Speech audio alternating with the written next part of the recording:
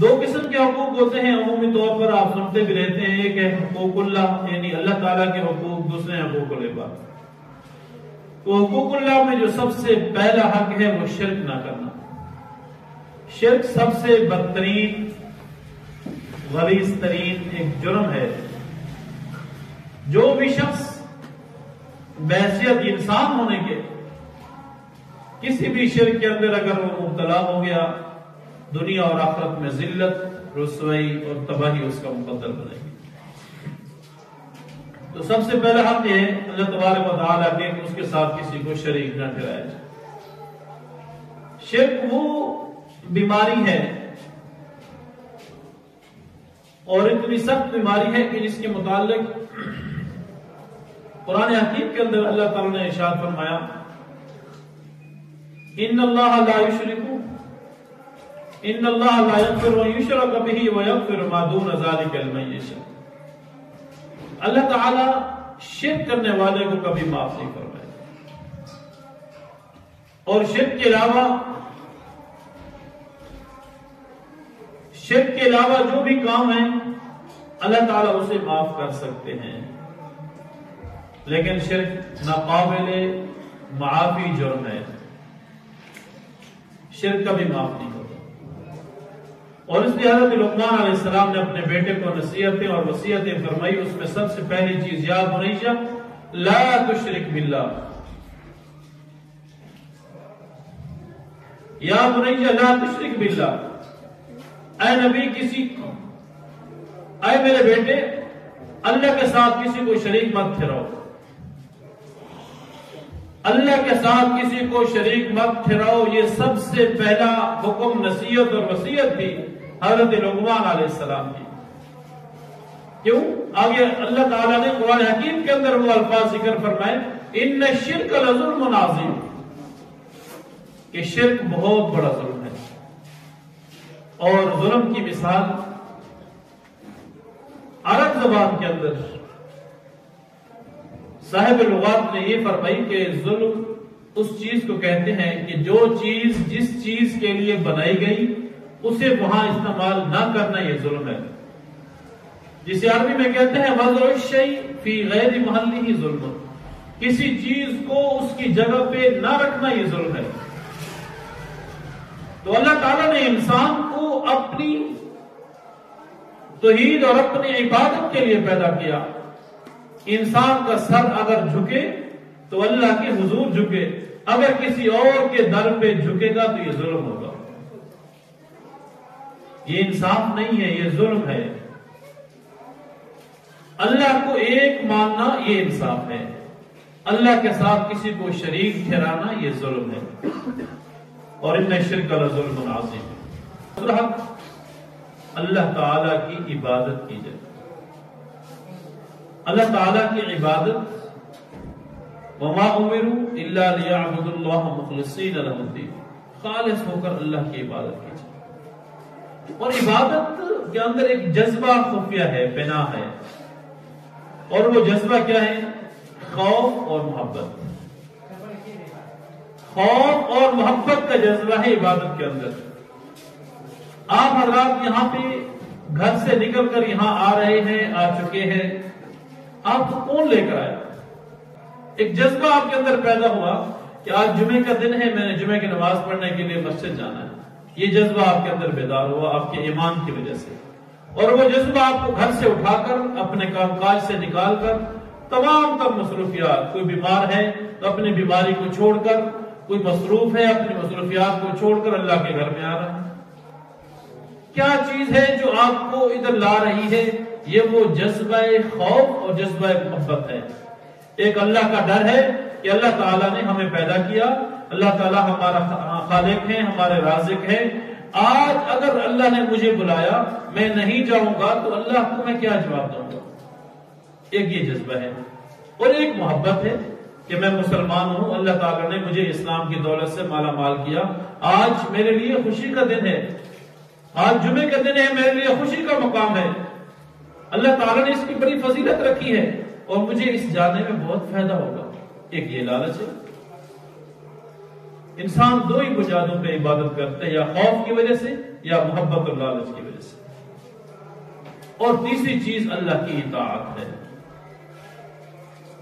اللہ کی اطاعت، اللہ تعالیٰ نے فرمایا آمنوا اتقوا اللہ، اے ایمان والو تم اللہ سے ڈرو حق تقاتی، جیسے اللہ تعالیٰ سے ڈرنے کا حق ہے. اللہ سے ڈرو جیسے ڈرنے کا حق ہے. اللہ کی عبادت کرو جیسے عبادت کرنے کا حق ہے. اللہ تعالیٰ کی عبادت یہ بھی اللہ کے حقوق میں سے ایک حق ہے، بڑے حقوق میں سے، کہ ہم اللہ کی عبادت کریں، اللہ کے ساتھ کسی اور کی عبادت میں مصروف نہ ہو. اب ہم نے دیکھنا یہ ہے کہ 3 حقوق، اللہ کے ساتھ کسی کو شریک نہ ٹھہرانا، یہ سب سے بڑا حق ہے، اس کی تو معافی ہے ہی نہیں. اور پھر اللہ کی عبادت کرنا، اور پھر اللہ کی اطاعت کرنا. عبادت اور اطاعت یہ قریب قریب مانے تو آپ اس کو کہہ سکتے ہیں، لیکن الگ الگ حقوق ہے. اب اللہ کی اطاعت ہم کیسے کہہ سکتے ہیں کہ ہم اللہ کی اطاعت نہیں کرتے؟ کوئی بندہ بھی یہ کہنے کے لیے تیار نہیں ہے. کسی کو آپ کہیں کہ آپ اللہ کے نافرمان بندے ہیں، وہ دیکھیں آپ کو کیا جواب دیتے ہیں. اب وہ انسان اپنے طور پر خود فیصلہ کرے کہ وہ اللہ کی اطاعت کہاں کرتا ہے، نافرمانی کہاں کرتا ہے.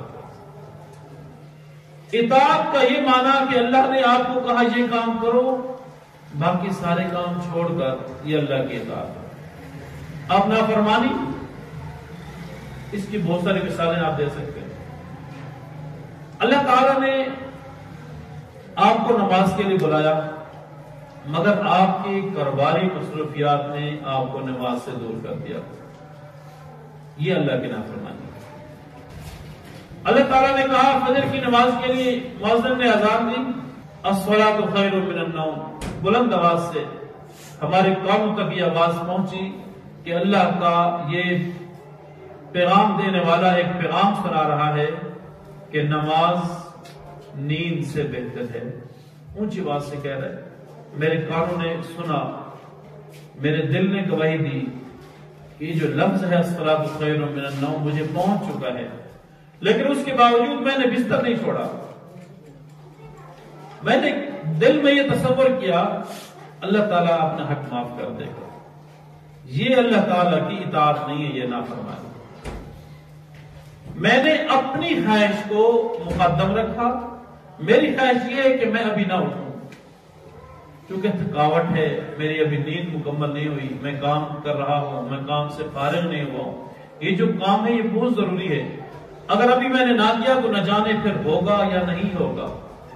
یہ میرا نفس مجھے کہہ رہا ہے، مجھے مطمئن کرنے کی کوشش کی جا رہی ہے، اور میں مطمئن ہو گیا. کوئی بات نہیں، نماز بعد میں پڑھ لیں گے، اللہ کا حکم ادا ہوتا رہے گا. اللہ کے کام تو ہم ساری زندگی کرتے ہیں، یہ بھی دنیا کے کام یہ بھی تو کرنے پڑتے ہیں جی. اب دنیا کے بغیر بھی تو انسان زندہ تو نہیں رہ سکتا. یہ میرا نفس مجھے کہہ رہا ہے، اور میں نفس کی بات سن کر بڑا مطمئن ہوں، اور میں دل ہی دل میں خوش ہوں کہ میں نے اللہ کی کہیں نافرمانی نہیں کی، کیونکہ میرا دل مطمئن ہے. میرا ضمیر مجھے مطمئن کرنے جا رہا ہے کہ حقوق اللہ ہے، یہ تو اللہ تعالیٰ معاف کر دیتے ہیں. بندوں کے حقوق پورے کرو، چاہے اللہ کے حکم کے قریب جاؤ یا نہ جاؤ، اللہ کی اطاعت کرو یا نہ کرو، اللہ کا حکم مانو یا نہ مانو، بس بندوں کے حقوق پورے کرو. یہ بیوی بچوں کے حقوق اللہ کے حقوق سے زیادہ ہیں. اگر وہ بھوک سے مر جائیں تو اللہ مجھ سے پوچھے گا. یہ میرا نفس مجھے کہہ رہا ہے، اور میں کہہ رہا ہوں ہاں بالکل میرا نفس تو ٹھیک ہے. نماز تو 2-4 رکعت میں نے پڑھنی ہو، کسی بھی وقت پڑھ سکتا ہوں. اور پھر اللہ کے حقوق کے بعد جو سب سے بڑا حق ہے وہ امام الانبیاء حضرت محمد مصطفیٰ صلی اللہ علیہ وسلم کا حق. ہم ذرا اندازہ لگائیے وہ کون سی بری عادت ہے، کون سا گناہ ہے جو آج ہمارے اندر نہیں پایا جاتا. وہ کون سی غلطیاں ہیں جو ہم نہیں کر چکے، جو پرانی امتوں سے ہوئی اور وہ تباہ و برباد ہو گئی. ہم سب کچھ کر رہے ہیں. اگر ہم آج صحیح سلامت ہیں تو یہ اللہ کے پاک پیغمبر امام الانبیاء حضرت محمد مصطفیٰ صلی اللہ علیہ وسلم کا میرے اور آپ کو پر احسان ہے. وہ میرے اور آپ کے لیے دعائیں کر کے چلے گئے. ان کا بھی حق ہے. اور سب سے بڑا حق رسول اللہ صلی اللہ علیہ وسلم کا یہ ہے کہ ان کو آخری نبی مانا جائے. یہ سب سے بڑا حق ہے، سب سے بڑا مقام ہے امام الانبیاء اور خاتم النبیین، خاتم المعصومین، کہ آپ کے بعد کوئی پیغمبر، کوئی نبی، کوئی رسول کسی بھی حالت میں آنے والا نہیں ہے۔ یہ سب سے پہلا حق ہے کہ حضرت محمد مصطفیٰ صلی اللہ علیہ وسلم کو آخری نبی، آخری پیغمبر، آخری رسول تصور کیا جائے۔ کسی بھی حوالے سے کوئی انسان آپ کے بعد کوئی نبی نہیں۔ اور دوسرا، آپ سے محبت کی جائے۔ لا یؤمن احدکم، یہ حدیث پاک کے الفاظ ہیں، لا یؤمن احدکم حتی اکون احب الیہ من والدہ وولدہ والناس اجمعین۔ تین رشتوں کے بارے میں ذکر فرمایا۔ لا یؤمن احدکم، تم میں سے کوئی مومن نہیں ہو سکتا حتی اکون احب الیہ، یہاں تک کہ وہ سب سے زیادہ محبت کرنے والا ہو مجھ سے۔ آگے رشتوں کے تذکرے ہیں، من والدی، والدین سے، وولدی، بچوں سے، والناس اجمعین، تمام لوگوں سے سب سے زیادہ مجھے محبوب سمجھنے والا ہو، تب جا کر وہ کامل ایمان والا ہوگا۔ اور تیسرا، آپ صلی اللہ علیہ وسلم کی اطاعت کیجیے۔ ما آتاکم الرسول فخذوہ، یہ قرآن کریم میں اللہ تعالیٰ نے ارشاد فرمایا، ما آتاکم الرسول فخذوہ، جو اللہ کے رسول تمہیں دیں فخذوہ، اسے لے لو، اسے پکڑ لو۔